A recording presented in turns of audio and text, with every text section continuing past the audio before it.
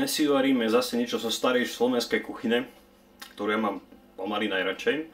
A je to taká klasická, jednoduchá brinzová polievočka. Fakt je to takzvaná jednoduchá polievočka, lebo nič dokopy na to nepotrebujeme.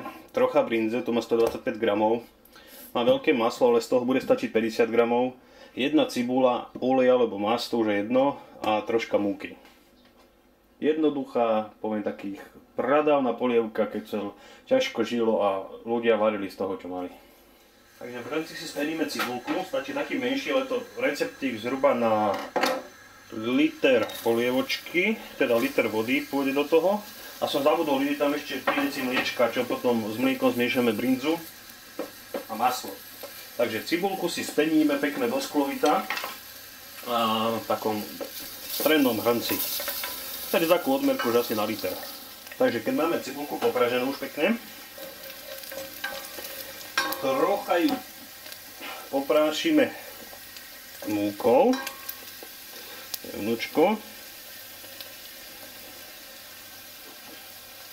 na také jemnúčké zahustenie, spolu to ešte premiešame.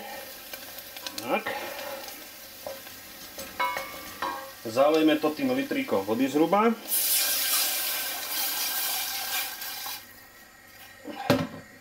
Solíme. Asi ešte tej vody pridám. Pohľada, čička, ešte si. Tak a ostatné ideme spraviť si tú brinzu. A to hneď to tam dáme, keď voda zovrie, dáme to potom do toho. Ale už si to môžeme pripraviť. Hrnček dáme zhruba, jak som vravel, tých 50 gramov masla. Takže to už je troška krájam tu. To k tomu. Takisto tam dáme tú brinzu, tých 100 gramov, ja mám 125. A to som si aj tej vodičky tam mohol dolať. No. A dolejeme to tým mliečkom. Asi 3 deci. Teraz zoberieme mixérik a vymixujeme to úplne na takú kašičku. Takže polievočka už mi tu aj vre. Tak, čo som si troška stiahol. Nech mi padne pena, akurát mi zobrala, to je paráda. Tu mám tú rozmixovanú brinzu s tým mliečkom a masielkom. Tam len pridáme k tomu. To pomiešame a necháme to spolu ešte zovrieť.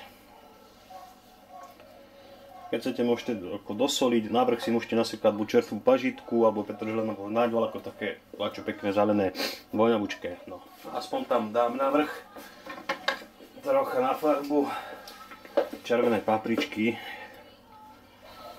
Nechám to zovrieť a vlastne polievočku máte hotovú, nič ťažké.